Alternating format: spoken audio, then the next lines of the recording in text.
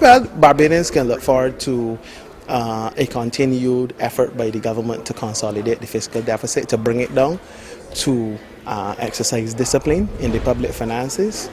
I think that we've met a very good balance between doing that and ensuring that effective public services continue to be provided to the public of Barbados. Sanitation, health, education, water, and all of those other essential public services will continue to be delivered at the high quality and standard which they have been over the years, and that we will continue the reform process to make that even better.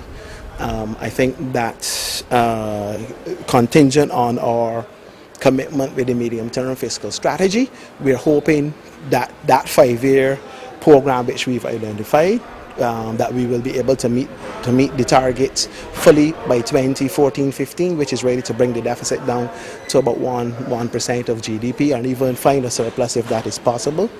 And we remain on track. We will not meet every target that we've set in that regard, because some of it relies on factors that are not necessarily within our control. That is the performance of the global economy, particularly in our major trading partners, Britain, United States, Canada, and CARICOM. But to the extent that we continue to reach towards those targets and have made considerable progress in achieving them, then I think that we are well on our way. So the estimates will reflect that. It will also reflect the fact that we are introducing some new things in terms of continuing the process of performance budgeting and appraisal, reform of the financial system, and Barbadians will be hearing more about that from me in 2 weeks' time when we start the debate on the estimates. A lot of talk has been about economic growth, and a lot of people have been saying that given the current figures that isn't a great indicator, and it's been banter if it's really a good sign or not. Could you shed some light on that, on the current scenario as it stands now? Well, people for their own political purposes or values will try to blow things out of proportion or try to make things seem more than what they are. The fact of the matter is that Barbados' economy went into recession in 2000 and basically was started to decline with 2008. That intensified in 2009, in which we saw a decline of about 4.7%, anywhere around that.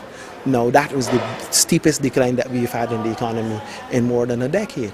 Now, if you're coming from that kind of depth down, and you're making an effort to, one, stabilize the economy, and two, resume growth while maintaining jobs, you would understand that if at the end of the year, the central bank, the people in the Ministry of Economic Affairs, at the end of 2010, could revise their figures, having gotten more complete data, to show that there was a slight marginal increase of 0.3%. It is nothing to get excited about or to jump up and down about. But if you're coming from 4.7% decline to a 0.3% growth, albeit within the margin of error, yes, correct, it could be flat. We would say the economy was flat, zero. But look at where you're coming from. And in this environment, given the fact that the British economy still continues to perform sluggishly, the American economy is still stuttering and is not sustainable, CARICOM is still wrecked by recession, and it's only really Canada that's showing any resistance. If you're going to get that, then you must have some sense of satisfaction, not complete satisfaction, because there's a long way to go. We have issues in our public finances, we have issues in terms of our productive sectors, reforms that have to take place there. We know that the recovery is very tepid and anemic at best, but it is going in the right direction. And I think that to the extent that that is the case, then people can throw cold water on it because it doesn't serve their purpose to see the Barbados economy grow. I don't know why, because as Barbadians, I would have thought that it would be in the interest of everybody to be happy enough that something positive is coming out of what has been a very steep decline. Remember that this is considered to be the world's greatest recession. Certainly the greatest recession since the last World War. This is not a minor recession. This is a global, deep global financial crisis that spawned on into a crisis in the real economy. And if you're going to get that, then, who would think that Barbados is going to be able to do so much better than anybody else? But we are trying to do things in small steps, and we are beginning to see results. What Barbadians have to do, and what I will be calling on them to do, is to stay the course. If we don't get diverted, if we don't lose focus and we stay the course, we will be able to prevail in these circumstances. Will there be any sectors that will get special focus or special attention in the upcoming estimates? Well, the focus is usually on the big ones: education, health, of course, the productive sectors, tourism. As you know, in the budget last year, I asked for an additional $6 million to be given to the tourism authority to be able to do some marketing in Britain that they had not done before.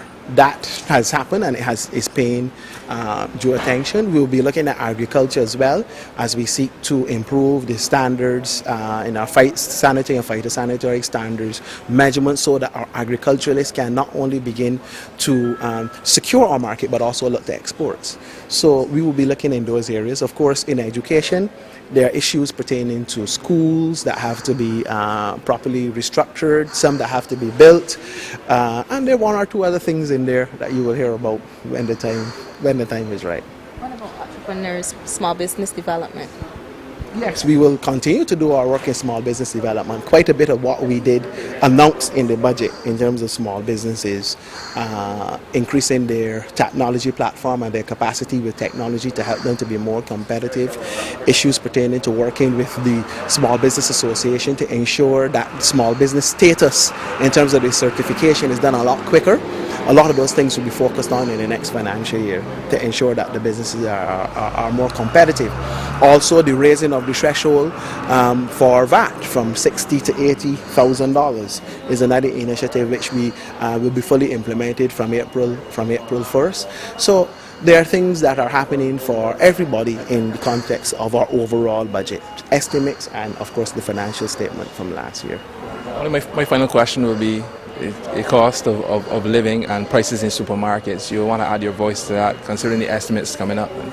Well, I think that Barbadians have to go into this matter with their eyes open. A lot of what happens in this country in terms of prices is actually controlled outside of Barbados, and we have very little leverage over that. The world is going through a very turbulent period. Issues in the Middle East we have that will impact on not only on oil prices but on other things as well. And we see the oil prices creeping up above $100 a barrel.